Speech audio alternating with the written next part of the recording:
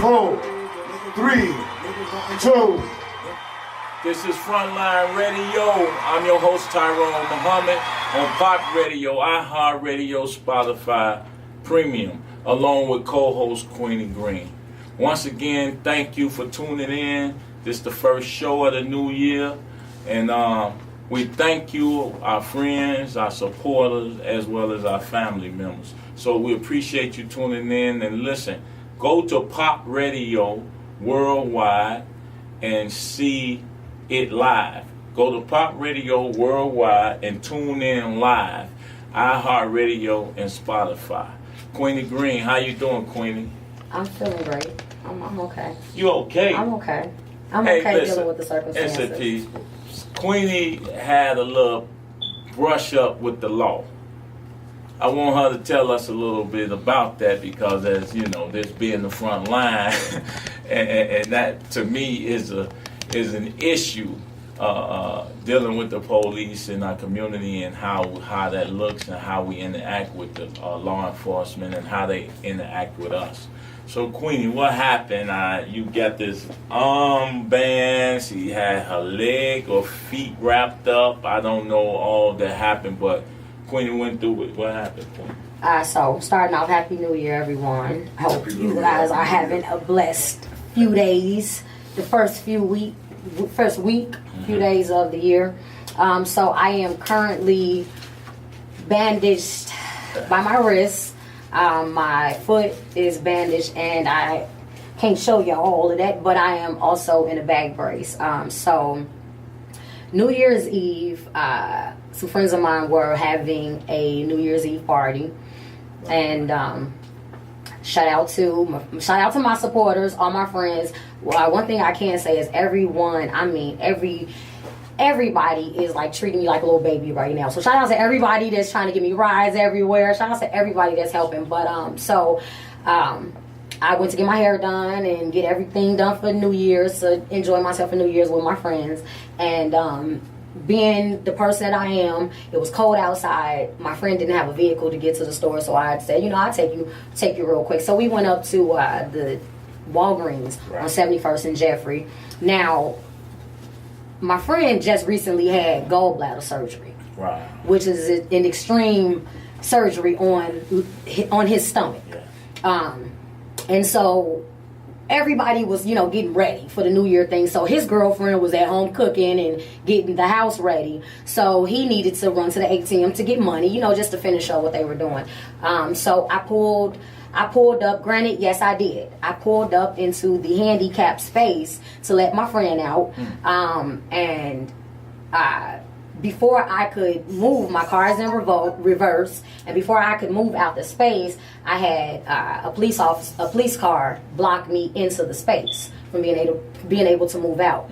I was on the phone. My phone is on the window, so I was hands free. And because we were all discussing who was coming, what we were doing for New Year's, and I didn't know that they were pulling up to pull behind me. And so, they started walking up to the car, and, I rolled my window down, asked, okay, what's going on?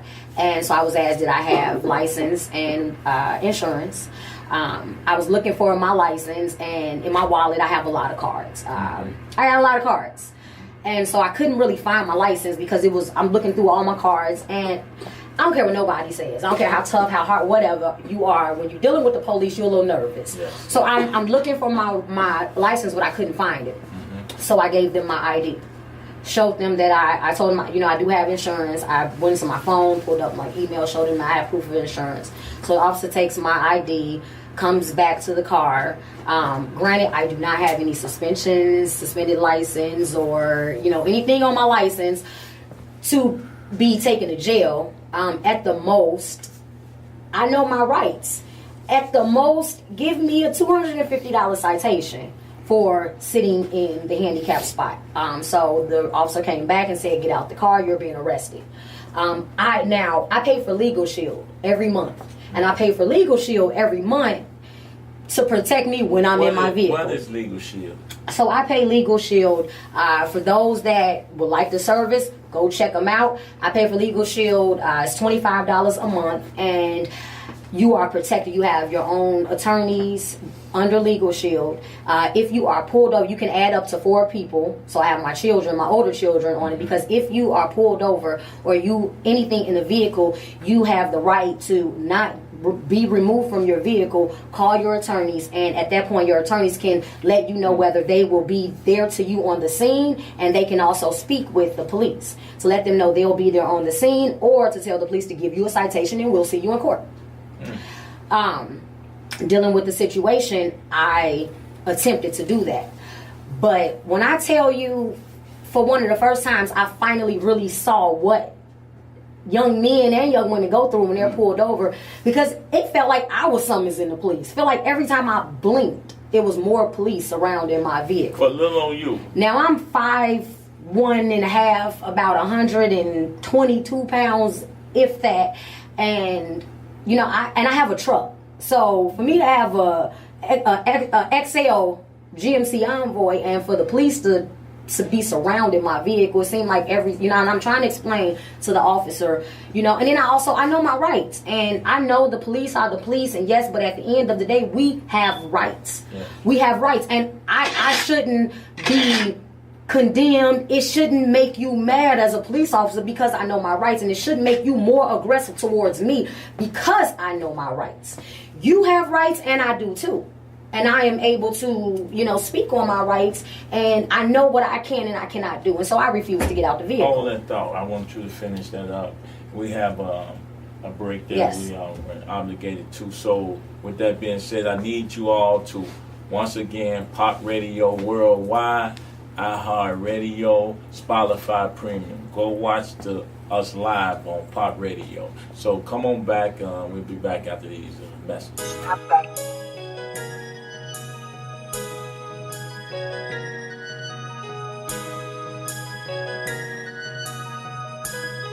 Welcome back to the Frontline show.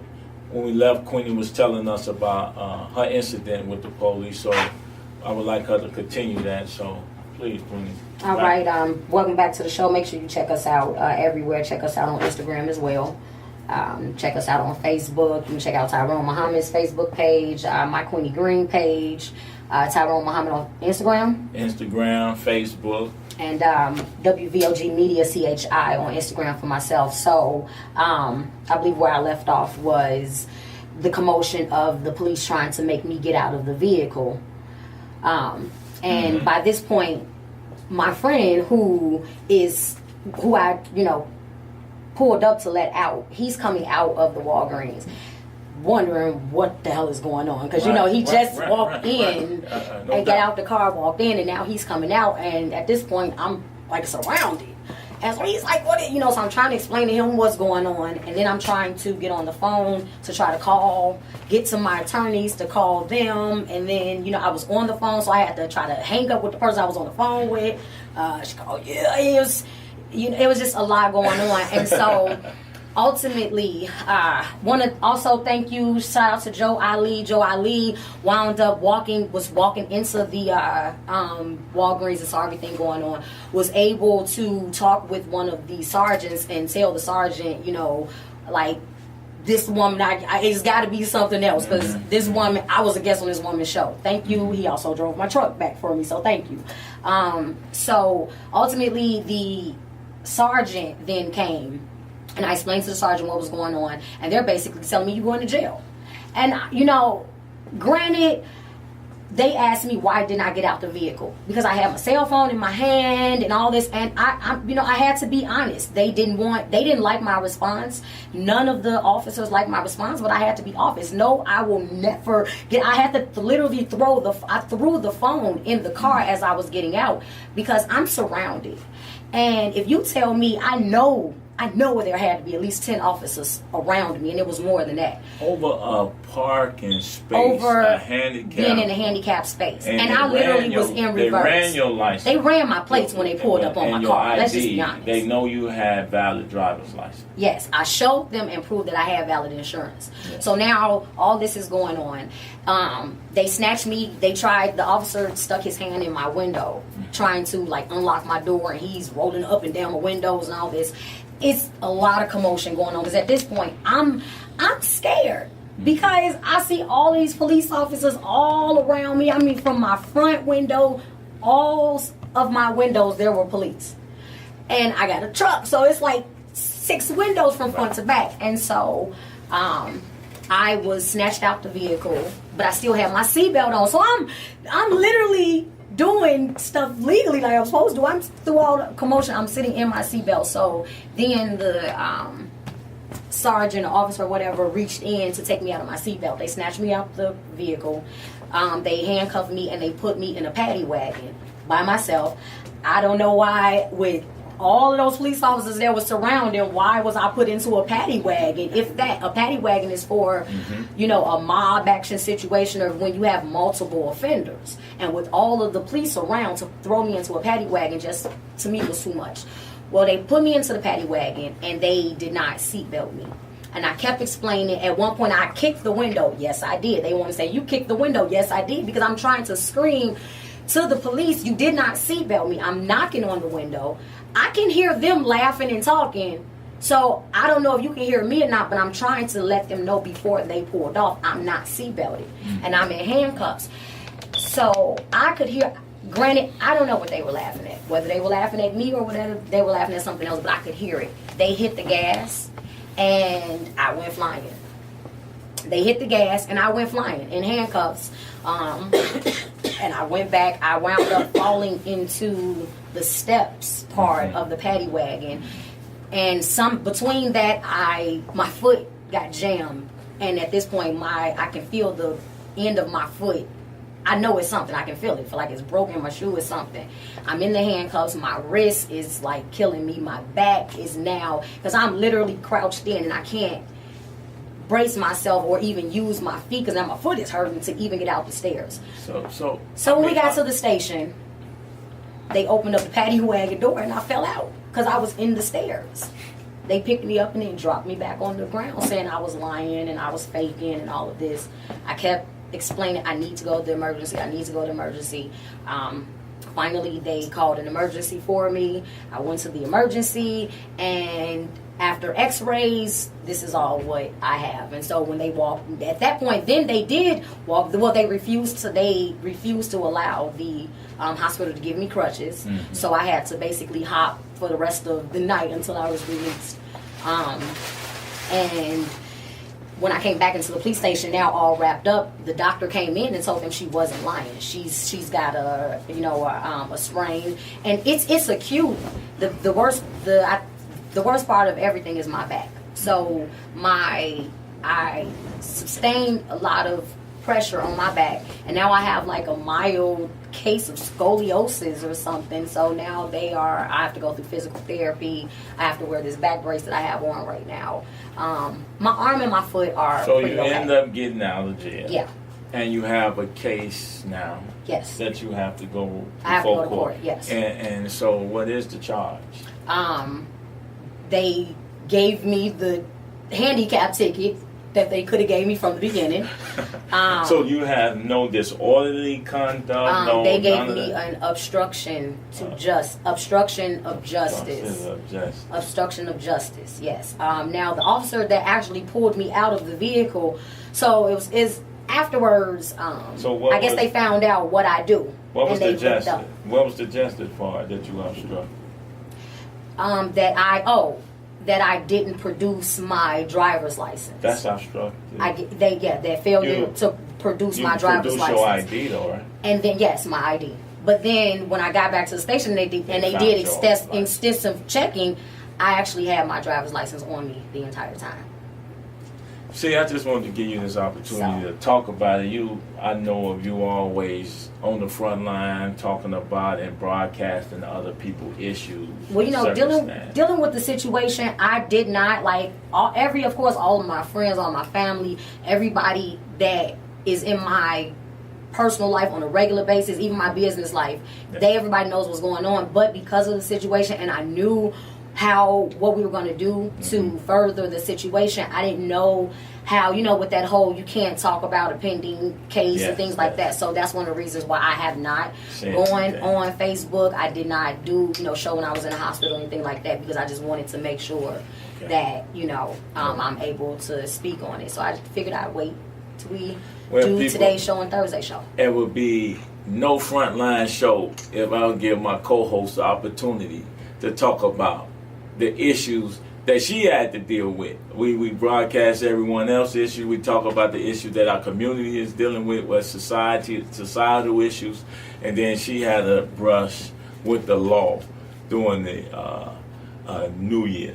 So you feeling better now? You look, are you optimistic about the case and whatever moving forward? So of course they're saying I don't know if I'm able to say this or not, but I did get a phone call from a sergeant today saying that I won't go into that part because I don't know if I can or whatever, dealing with the actual situation, the case or whatever.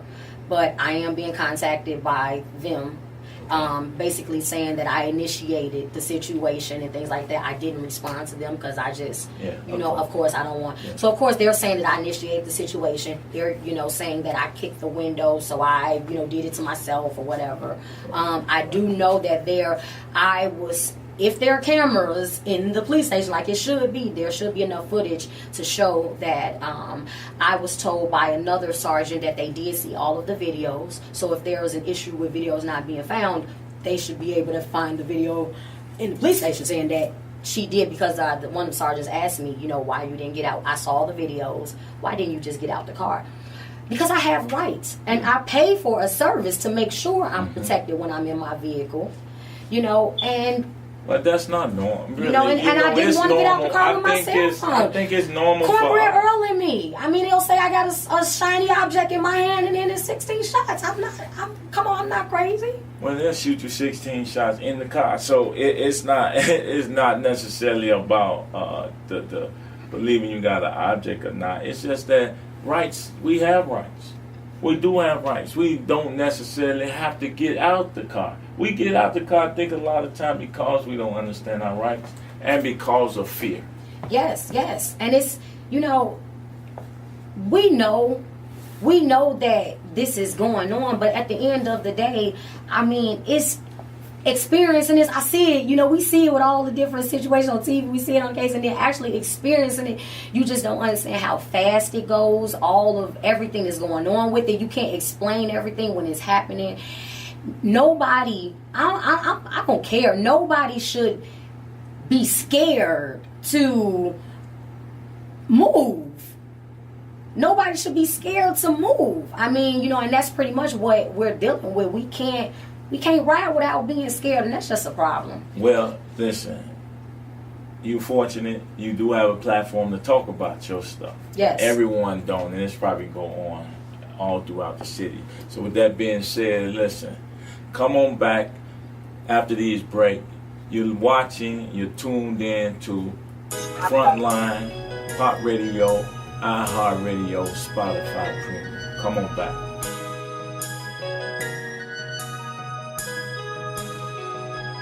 I done did a lot. You ain't did shit at all. Whipping up a pop. Welcome back to Frontline Radio. I'm Tryone Muhhammad. This is Greene. And I thank you all for tuning in. And I pray that you all have a blessed year as well. I hope you're getting it off to a great start. Queenie, the new year. What's your hopes? What is it that you see as a primary issue for us as a community of people, and just to establish ourselves this year as a community? What do you see, like one thing that you see? So my hopes, I want to say, a few days ago, I read it years ago, and I read it again. Well, I listened to the audio, and I had to share it. I tagged as many people as it allows you to tag, but I resent out the Willie Lynch letter, and I sent that out because listening to it and reading it makes me want to cry, because I mean, when you read it and you understand and you think about your household, how you grew up, everybody's household that's black that you know, you understand why things are the way it is. So I shared that, and if you did not get whiff of that Willie Lynch letter, go to my page and listen to it. I everyone may not agree with it. Some people say it's not true, it's a myth, things like that. Yeah. But just take it. It's a lot that makes sense with it. So just take us some time. But it's a lot that makes sense. And it's symbolism in substance. So I would hope that for 2020, our people are tired of living brainwashed, living in fear that we can't move, that we don't have any rights. I would hope that changes. And I think the only way it's going to change is if somehow we can get through. That's why I sent the Willie Lynch letter out there. I'm hoping that our people can understand how great we are. Just stop for a second. Stop with all the material stuff, with all the cutesy, the hair, and the guys with the clothes, and everything that is in our life on a daily basis. Come away from that for a second and just open up your eyes totally, and just look at what's going around you. Look at who you go get gas from. Look at who you go and get your beauty products from. Look at who you go and get your food from. Look at the children that go and get food out the gas station. How the hell can a gas station be serving food? I don't know how you can mix food and gas, but it's done. Look at what's going on in our communities. Just open your eyes. Like, come away from being so brainwashed.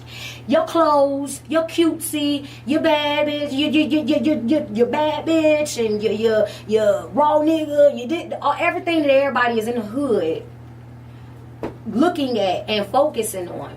Come away from it. It's not going anywhere. Clothing stores are going to always be there. All of this that we indulge in on a daily basis, ladies, your nails, your hair, all that stuff it's not going anywhere. But guess what? We going somewhere. We going our graves. So that stuff is not going nowhere.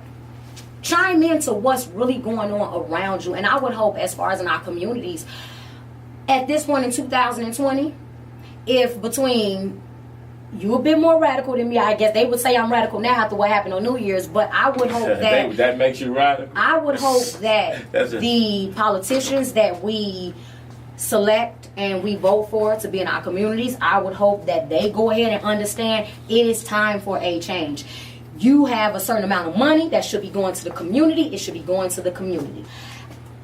And that's not just between our aldermen. I'm talking the representatives, everybody, that the only way you get in is supposed to be from our vote. I would hope that everyone now is understanding it's time to do the damn job. Stop BSing. Do your job. And with the community, you have to do your job. Start holding these people accountable. Start making these phone calls. What's going on in your neighborhood? Start going up to City Hall. It shouldn't take Tyrone to go to City Hall and get put out to talk about what's going on in communities that he don't even live in. We need to come together, because the only way it's going to get better is if we do it for ourselves. That's all I got. Great. I don't know. Go ahead, man. You should feel that way. And that's why I asked you. That's one of the main points that I would like to talk about, just galvanizing the masses to understand that. Census.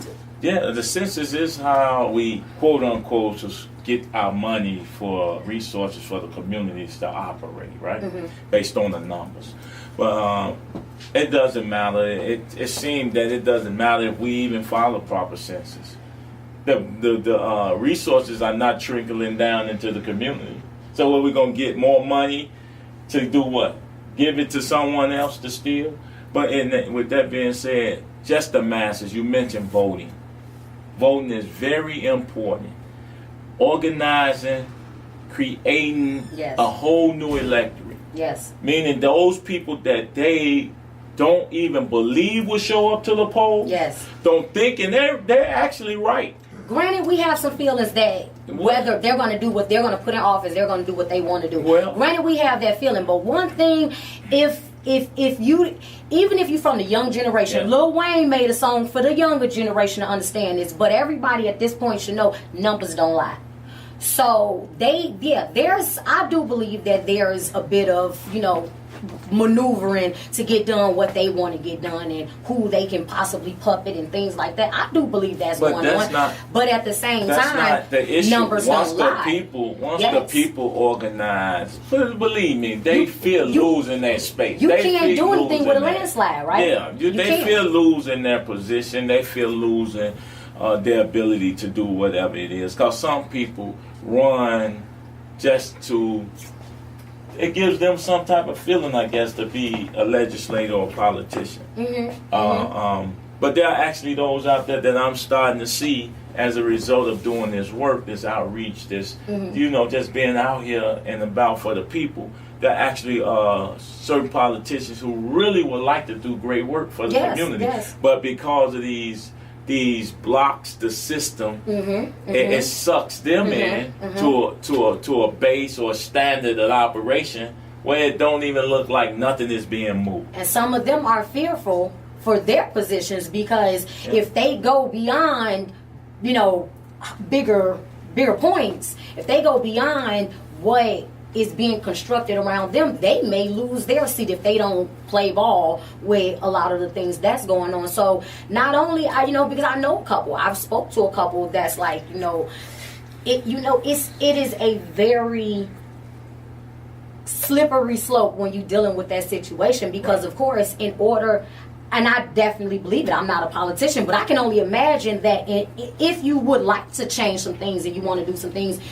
I would think you probably do have to kind of maneuver in a certain way and play ball with a certain way because if your seat is taken, then you won't be available to make a difference. So when we come back after this break, I want to just talk about real quick what that looks like in terms of that building a real voting block, a real political action committee that holds these ones accountable. Most of those are done.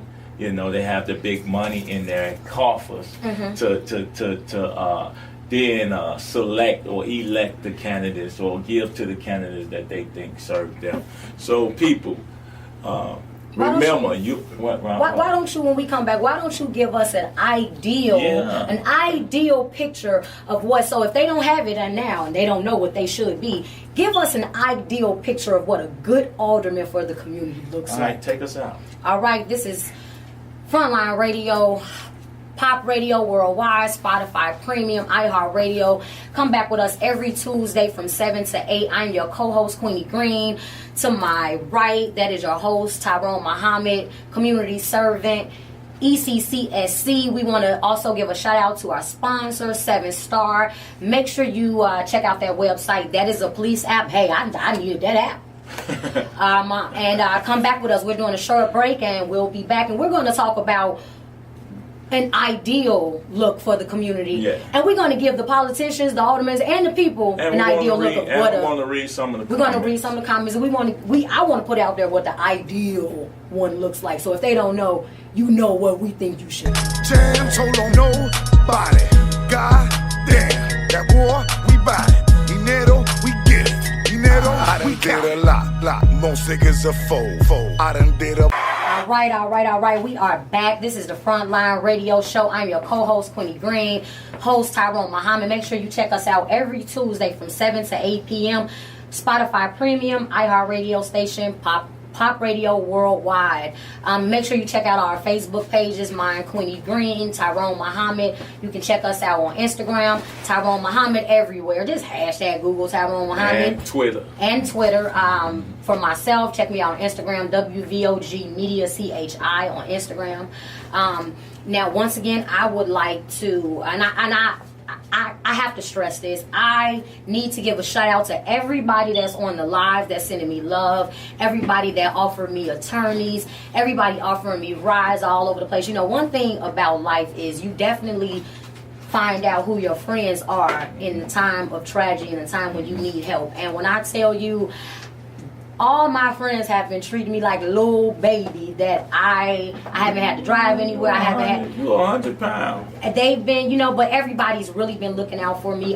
Definitely, I have to give a big shout out also to you, Tyrone, because I know you was working for me. Paul Collins, my co-host for the Windy City Review Show. Yeah. Paul was at the police station. I do know, I'm not going to drop those names, but I do know of people that were calling over to the police station. To the point where they had the commander and the lieutenant come down to find out what was going on with this woman who they asked, do you go by another name? And when I said Queenie Greene, they just put their head down because there was a lot of people that were coming for me. So I just want to say thank you to everybody for that.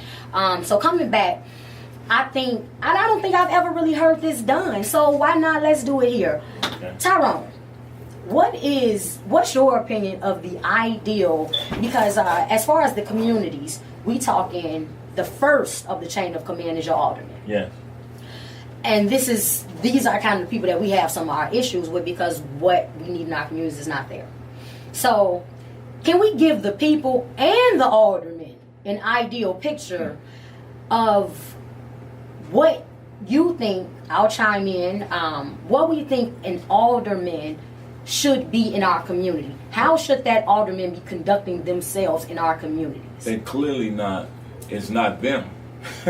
So, really. Well, them and their staff. Well, I mean, whoever's attached to them. People tend to be who lead. I mean, the personalities of who lead them. Mm-hmm. So if that's your leader, you're gonna be what he is, or what they are. Mm-hmm. So I won't get on the staff so much. I would get on the leadership.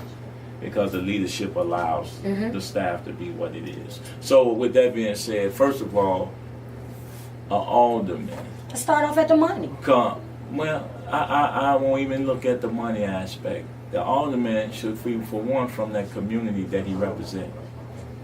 Actually, literally live in the community. Not just own a home. That they represent. Not just own a home. I'm just saying, if you want to serve a particular ward. So you're saying live? I'm saying, yeah. That's not like, just own a home. Not just own a home. In that ward that you barely ever go to. Participate in that community. Okay. That you live in, and I bet a lot of things will change. Well, you got a lot of people who use their particular home. They have front home, but they live all the way in Bolingbrook, or they live in the outskirts. I bet if they lived in the community, we get some grocery stores. Well, no, maybe not. You probably wouldn't. Well, if they're living in a community and they need to eat you want me to give you the idea? Okay. Come on. So I'm saying that I don't want to be as critical in the sense of the nuances of what that look like. But I'm saying first thing, you need to live in the community. Okay. And I mean, not the community, the ward. Mm-hmm. You should be that you represent. A resident of the ward. Yeah. You must be that, and not be a front. You should have an idea about your community, what it comprised of, whether it. See, you can't say I'm going to serve the elders, who I know will vote. Mm-hmm. You have to also serve the youth who are troubled. Mm-hmm. You have to also be attached to the educational system, meaning the schools in your ward. Yes. And how they're producing and how our children are being turned out in those places. Because we call those pipelines the prisons. Mm-hmm. So that would be a great place for aldermen to start to be active and engaged in the educational processes. What they look like with CPS in their ward. Mm-hmm. Another thing clearly is the businesses.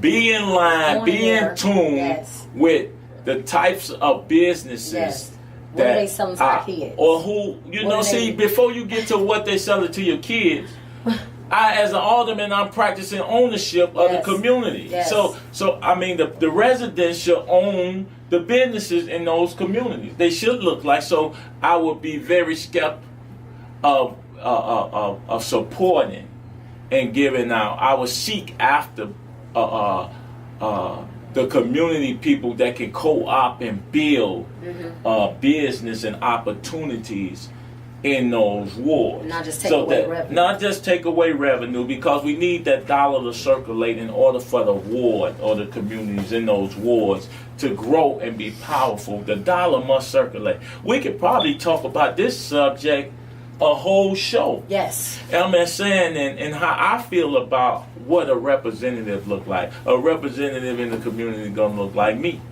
But that's the problem.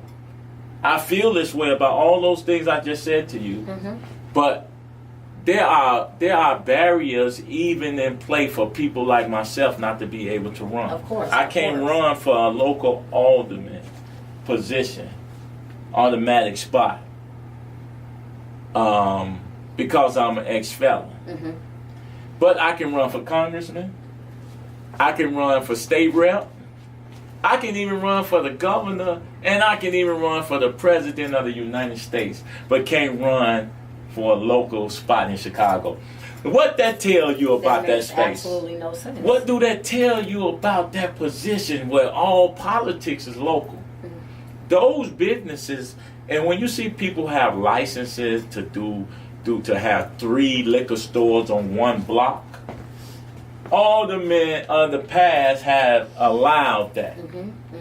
They allowed that for our communities. I know. I keep saying I would like to know, and my alderman is Anthony Bill. I'm just going to that's my alderman, and I would like to know why the liquor stores open before the school opens. These are things that I go. I move around because this is my neighborhood, it's my community. So I move around and I just want to see, what's going on. Right now we have a community center that was built for our community, but none of our kids in the community can get there. They are not, if they don't have money for memberships and things like that, just a regular child just can't say, I don't want to be on the street today and I want to go. It's not happening. It's a whole, it's a whole process that you have to go through to be a member in this community center that was put there for the community that none of the kids in the community is actually going to. We are seeing people come from the expressway, and I'm sorry, I know it might be racist to say, but I'm seeing faces that I know don't live in the community. I'm seeing Caucasian faces and, Latino faces, and I'm seeing, which not saying that Caucasian people and Latinos don't live in our community, but in my community there are not really that many.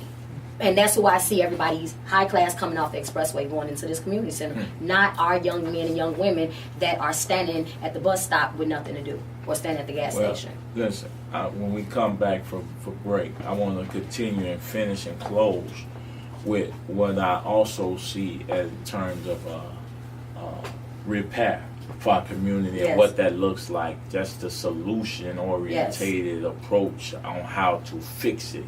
We know where we at, and we're going to talk the last few minutes about where we need to go. So come on back. This is Frontline Radio on Pop Radio Worldwide, iHeartRadio, Spotify Premium. Whipping up a pop, show you how to get it off. I don't merely rock, I just get the brick across. Take you to the block. My shorties know I've been a boss. Welcome back to the Frontline Show. Tryone, Muhhammad, Queenie, Greene. Look, these last few minutes, I just want to say to the people, look, when you look at things a certain way, based on your upbringing, your background, where you come from, you always think it's right. Because that's what we know. That's our place, that's our upbringing, that's what we've been taught, that's what we see. But as you expand your understanding, your horizons, then you start to see things a little different as they are. It's like that old saying in the scriptures, like I see men, or I saw men at trees, but once you start to understand the complexities of men, you realize that's just who they are, men. Fallible, flawed people that's flawed. And that also trickles down into communities. So people make laws, people enforce laws, and then there are those who either follow those laws or they don't. And it's just unfortunate. And often it with no fault of our own, the police the prison industrial complex. In a lot of cases, for myself, for people like Pop, become a place where we learn to, as I say, maneuver life. It becomes a maneuvering process. We learn how to play chess on the board of life. And the pieces represents the number of players on that board. That board represents the earth. And it's like you do time. Me, myself, 21 years. Pop did 20. And he's sitting here. Not everybody can do that. You can't. And come out with not having PTSD and not come out completely psychologically damaged. I'm crazy. I was about to say, I got a little bit of all that shit. Hey, listen. So really, but we have to laugh to keep from crying. But in creating a Frontline show and having a voice about the issues that affect the community and cause and effect of the community. You got to deal with the humble beginnings that we come from to even be able to realize what it is that we do and how we feel about things and issues, and trying to give a voice to the people who would not normally have a voice. That's what this is. And a lot of time, this platform and other platforms, even with Facebook, it shows you that you can have a voice, you can address some issues. You don't have to be a rich person. You don't have to have a political clout. You don't have to be connected to the news media or what is it that they do? This little housewives and all these people. These reality shows to get your voice out. It's other voices besides what the television allow us. It's other voices besides what the television tell our children is real, or the way to go, or what you should be doing, or a particular style and pattern of how to conduct your life. So with that being said, I'm thankful. And I'm so ready to start this new year. We've already started, and my goal is to reduce deaths in Chicago, violence, to produce opportunity, meaning contracts and opportunity. Not just be workers, people. Yes. Not just be slaves. Not just control the narrative.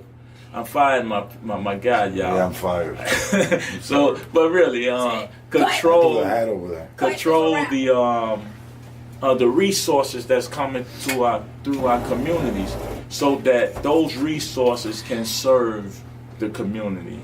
Meaning that when I grew up, we had park districts, we had after school programs, we even had summer jobs. And this, my friends, people, is a part of the problem. Our children have no positive outlets. I won't say no, I would say not many positive outlets to exercise that energy, their creative power. And believe me, our children need avenues for that, whether it be music, art, writing, poetry. They need to be able, or just plan trades and playing with their hand. So politicians, in that sense, Queenie, should be about the business of making the communities better. Definitely. This is the reason I don't call them aldermen. I like to call them wardens, because every ward is like a prison. Every community in Chicago that's disenfranchised is like being in prison. You have the police watching over the communities, guarding over them, patrolling them. Then you have these individuals who claim to be leaders of the community, subordinating the community to them in their antics. But those wards are operated, and everybody is, in that sense, to me, are like in their own prisons. even if they think they're not in prison, in your own conduct, your behavior, your own group, your own culture, your clique, your set. All these communities are like in prison. A lot of us in our ideas, whether we Democrats, whether we Republicans, whether we in this fraternity or this sorority, have prison mentalities. We are slaves to our concepts, our thoughts. We're even slaves to things that's not real. Yes, definitely. So we have a few minutes left, Queenie. I'm gonna let you close out. But wait, before I do, Queenie, remember, for those who haven't purchased it yet, this is my book, Tryone Muhhammad. This is Men on the Inside, Observations of Deviance, Prison, 13 Character Types. You can actually purchase this book on lulu.com. That's LULU.com. And that's Tryone Muhhammad. And remember, go to my YouTube page, Tryone Muhhammad, and all the other social media, Tryone Muhhammad, from Facebook to Instagram. Go ahead, Queen. I just want to say to the community, you know, sometimes there are people that feel like, you know, they don't have any money, or they don't have the resources, they don't have anything to assist with, and that stops a lot of assistance. You know, that stops people from actually coming out of their homes because they don't think that they can help. And I just want to say, you know, I just got a text message from a young man who he just did his own little logo. Right now, he's texting me, and he's so excited about he's doing his. Now, I made his. He did a flyer. He needed a flyer for it. He's a little rapper. He's doing a show. I made him a flyer, and he's messing around with some stuff and did his own logo. Now he's just like blowing me up on how excited he is, and I'm bringing that out there because if you don't feel like, if you sitting at home and you don't feel like, you know, I'm not rich, I don't know politicians, I don't know people, I don't know business owners, I don't have any money, it's nothing I can do. Take some time to sit back and think of when you were young, the dreams that you had. Right. I know everybody that's probably sitting in this room, at some point you had that conversation of what did you want to be when you grew up. 90% of us is not that, but at some point you did as a child have dreams about doing, and you knew at that point what you like to do, and we had those dreams.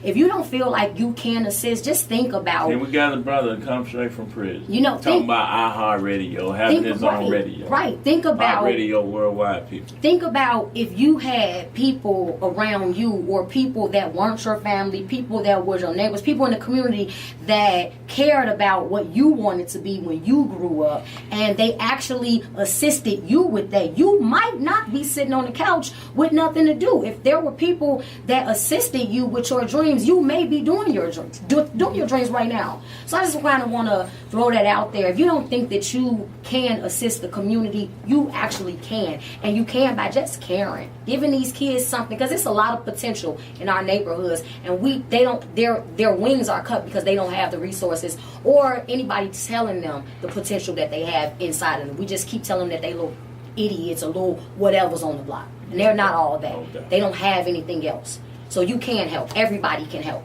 No matter how little you think it is, you can help. That being said, please make sure you check us out every Tuesday from 7 to 8 p.m. This is the Frontline Radio Show. I am your co-host, Queenie Greene, host Tryone Muhhammad. This is Pop Radio Worldwide, Spotify Premium, iHeartRadio. Yo, this is the Frontline Show. We're talking about everything possibly that we can think to talk about that's going to better these communities. We're not activists. We're community servants. Hey, that's right. So this is powered. This is powered by ECCSC. We have to give a shout out to our sponsors, 7 Star Radio. Make sure you check us out: Instagram, Facebook, Twitter, YouTube. You can just hashtag Queenie Greene, Google Queenie Greene, hashtag WVOG to find me. You can Google Tryone Muhhammad. He's everywhere: Instagram, Twitter, Facebook, YouTube. Make sure you check us out. Make sure you check me out Thursday. I will be sitting with Alderman Haddon, which is Alderman for Rogers Park Ward, and we'll be talking about what she's doing in Rogers Park. Frontline Radio Show. Make sure you come back with us. That's a wrap.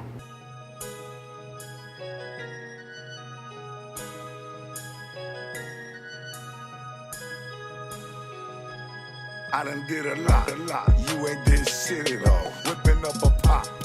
All right, this is the Frontline Radio Show. I am your co-host, Queenie Greene. Got the host, Tryone Muhhammad. Make sure you check us out every Tuesday from 7 to 8 p.m. iHeartRadio, Spotify Premium, Pop Radio Worldwide. Check out the Tryone Muhhammad YouTube page and follow us on all social media. Queenie Greene, you can find me that way. You can find this man here, Tryone Muhhammad. I don't have to say nothing. She took care of it. Frontline Radio. I done did a block. Most niggas in tow. Winters they be hot. Summers they be cold. Had to sauce it up a lot. Since niggas think I'm on realest story ever told. Bricks on the stove. Got them elbows. Very well known. They don't know the half. Breaking down halves. Working on my math. They can't walk my path. Chemo, solid.